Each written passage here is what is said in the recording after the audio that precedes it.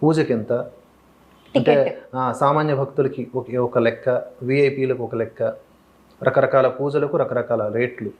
ఇప్పుడు అలా వ్యాపార కేంద్రాలుగా మారిపోయాయి. అనుకోవడం బాధాకరమే మన ఆలయాల గురించి మనం అలా. కానీ మన ఆలయ వ్యవస్థ రూపొందడానికి గల కారణం ఏంటి అంటే అక్కడ విద్య నేర్పబడేది, వైద్యము జరగదు, ఇవన్నీ ఉండేవి. మళ్ళీ ఆ రోజులు వస్తే చాలా బాగుంటుంది.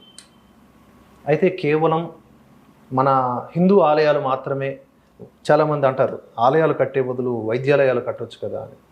వైద్యాలయం అన్నదే మనం, ప్రతిదీ ఆలయమే మనకి. ఆలయం కానిది ఏముంది చెప్పండి. ఈ సృష్టిలో ప్రతి ఒక్క దాన్ని కూడా మనం ఎంతో పవిత్రమైనటువంటి విషయంగా చూస్తాం. అయితే ఇక్కడ ఏమన్నారు మీరు, మర్చిపోయాను. అయితే ఇక్కడ సోమనాథ్ గారు చెప్పినటువంటి విషయం వస్తే, ఆలయాల్ని మళ్ళీ పూర్వవైభవ స్థితికి తీసుకురావాలి అంటే ఈ